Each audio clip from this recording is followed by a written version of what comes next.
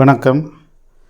இந்த வீடியோவில் நம்ம என்ன பார்க்க போகிறோம் அப்படின்னா, போன வருஷம் இதே நவம்பர் மாதத்தில் இந்த பங்கில் வந்து ₹1,00,000 இன்வெஸ்ட் பண்ணியிருந்தீங்கன்னா, இந்த வருஷம் இந்த நேரத்தில் பார்த்தீங்க அப்படின்னா அந்த பணம் வந்து கிட்டத்தட்ட ₹10,00,000 மாறியிருக்கு. ஓகேங்களா? அதுதான் வந்து ஸ்டாக் மார்க்கெட். சில ஸ்டாக்குகள் இந்த மாதிரி வந்து ஒரு லாட்டரி மாதிரி வந்து ஒரு ரிட்டர்னை கொடுக்கும். ஓகேங்களா? அது எதனால் அந்த ஸ்டாக் அவ்வளோ தூரம் ஏறி இருக்குது, அந்த ஸ்டாக்கை வந்து இதுக்கு மேலே வந்து நம்ம ஹோல்டு பண்ணலாமா, இல்லை அந்த ஸ்டாக்கில் முதலீடு பண்ணலாமா, இல்லை முதலீடு பண்ணாமல் இருக்கலாமா அப்படிங்கிறத பற்றி பார்ப்போம். ஓகே, இது இப்போ வந்து இது வந்து அதானி க்ரீன் எனர்ஜி அப்படிங்கிற ஒரு ஸ்டாக். ஓகேங்களா? நான் சொன்னது அதுதான். கரெக்டாக பார்த்தீங்க அப்படின்னா போன வருஷம் நவம்பர் மாதம் ₹84 இருந்தது. இப்போ கிட்டத்தட்ட வந்து பார்த்தீங்க அப்படின்னா ₹1,100 வந்திருக்கு. கிட்டத்தட்ட வந்து உங்கள் பணம் வந்து 10-12 மடங்கே வந்து ஆயிருக்கும். ஓகேங்களா? ஒரு வருஷத்தில் வந்து ₹1,00,000 போட்டிருந்தீங்கன்னா ₹12,00,000 கூட மாறி இருக்கக்கூடிய வாய்ப்பு இருந்துச்சு. அந்த அளவுக்கு இந்த ஸ்டாக் ஏறக்கூடிய காரணம் என்ன அப்படின்னா, அந்த நிறுவனத்தில் சில நடக்கக்கூடிய விஷயங்கள். ஓகேங்களா? அது பாருங்கள், இந்த நியூஸை பாருங்கள். இதில் ரொம்ப முக்கியமாக வந்து ஒரு அக்ரிமெண்ட் கவர்மெண்ட்டுக்கும் உங்களுக்கும் வந்து ஒரு அக்ரிமெண்ட் வந்து சைன் ஆகிருக்கு. அந்த அக்ரிமெண்ட் என்னன்னு பார்த்தீங்க அப்படின்னா, மற்ற அவங்களோட காம்படிட்டரை விட இவங்களுக்கு வந்து அது அட்வான்டேஜை கொடுக்குது. ஓகேங்களா? அது என்ன அப்படின்னா, கவர்மெண்ட் வந்து அடுத்த வரக்கூடிய ஒரு 25 வருஷத்துக்கு வந்து ஒரு ஃபிக்ஸ்டு ரேட்டில், ஓகேங்களா, ஒரு ஃபிக்ஸ்டு ரேட்டில் வந்து அவங்களோட இதை வந்து சேல் பண்ணிக்கிறாங்க. அதாவது கவர்மெண்ட்டோட அவங்க உற்பத்தி பண்ணுற பவரை வந்து ஒரு ஃபிக்ஸ்டு ரேட்டில் வந்து 25 வருஷத்துக்கு வந்து வாங்கணும் அப்படிங்கிற ஒரு அக்ரிமெண்ட்டை போட்டுக்கிறாங்க. இது வந்து டிமாண்ட் அண்ட் சப்ளை பொறுத்தளவு மற்ற நிறுவனங்கள்கிட்ட குறைஞ்சி வாங்கினாலும், ஆனால் இவங்கள்ட்ட அப்படிலாம் வாங்க முடியாது. ஒரு ஃபிக்ஸ்டு ரேட்டில் இந்த ரேட்டில் வாங்கியே ஆகணுங்கிற ஒரு அக்ரிமெண்ட் வந்து போட்டிருக்கு. அதாவது கவர்மெண்ட்டு இந்த நிறுவனத்தோடு போட்டிருக்கு. ஓகேங்களா? அது வந்து ரொம்ப ஒரு முக்கியமான ஒரு விஷயம். அதுக்கடுத்து பார்த்தீங்க அப்படின்னா, இந்த நிறுவனம் வந்து ஏற்கனவே வந்து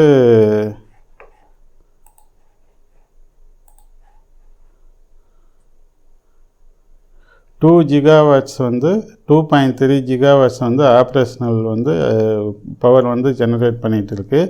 அடுத்து 2 GW வந்து கன்ஸ்ட்ரக்ஷனில் இருக்குது. ஓகேங்களா?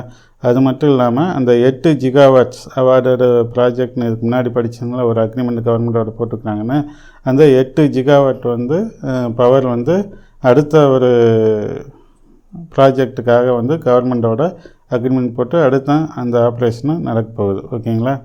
மொத்தம் வந்து இதெல்லாம் சேர்க்கும்போது 12.3 GW வந்து ஒரு ரினியூவபிள் எனர்ஜி அப்படின்னா இந்த சோலார் மூலம் கரண்ட் தயாரிக்கிறாங்களே அந்த எனர்ஜி. ஓகேங்களா? அது வந்து தயாரிக்கிற ஒரு நிறுவனமாக இது மாறி இருக்குது. ஓகேங்களா?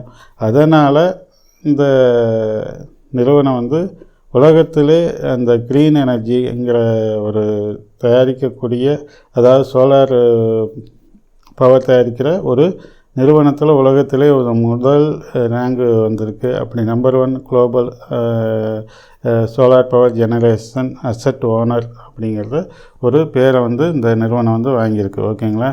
இந்த மாதிரி வந்து ஒரு இது அந்த அளவுக்கு வந்து முன்னேறி இருக்குது. இந்த 8 GW அந்த ப்ராஜெக்டோட வேல்யூ மட்டும் 45,000 crore அப்படிங்கிறத சொல்லியிருக்கிறாங்க. ஓகேங்களா?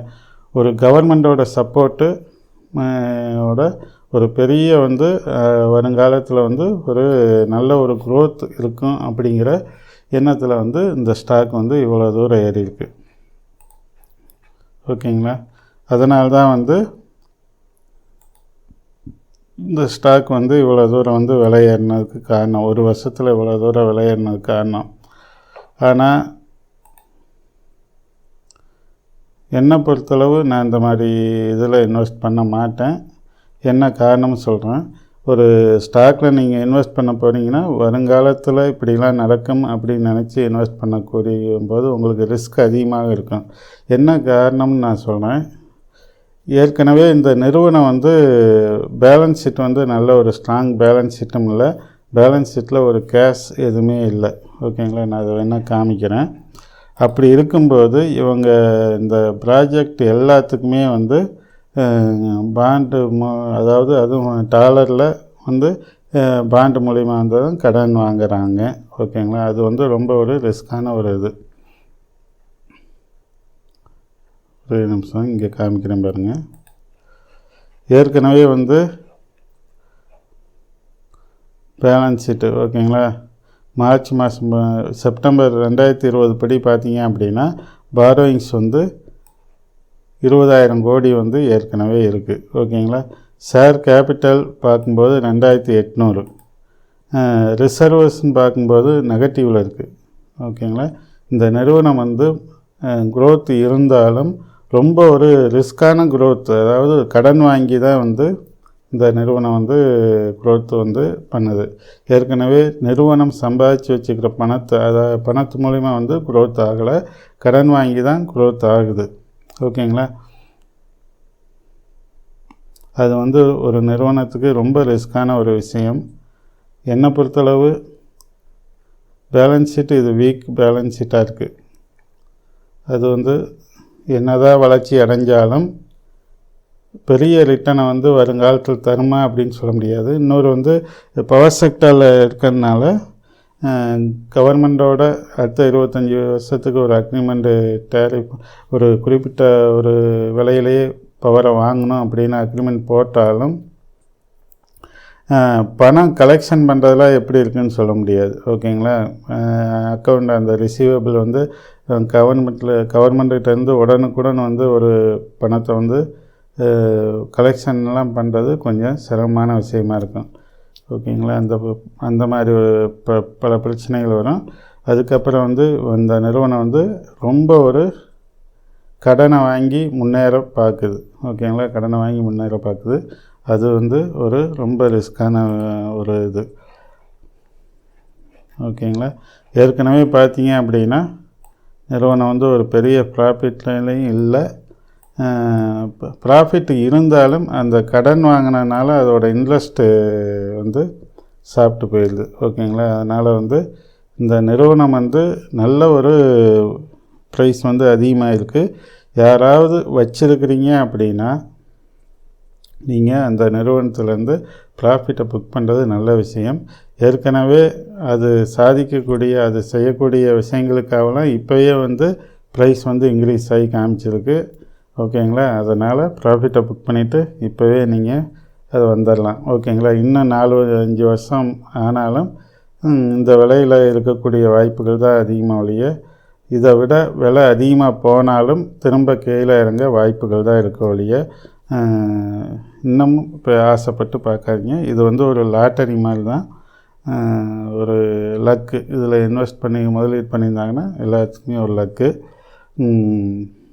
சில சமயங்கள் வந்து இந்த ஃபண்டமெண்டல் அனாலிஸுங்கிறது ஒன்லி இந்த இது கால்குலேஷன் மட்டும் இல்லை, அதனுடைய டேட்டா இந்த நிறுவனத்தில் என்ன செயல்படுது அப்படிங்கிற ஒரு விஷயத்தையும் அனலைஸ் பண்ணுறது தான் ஃபண்டமெண்டல் அனலிஸ்.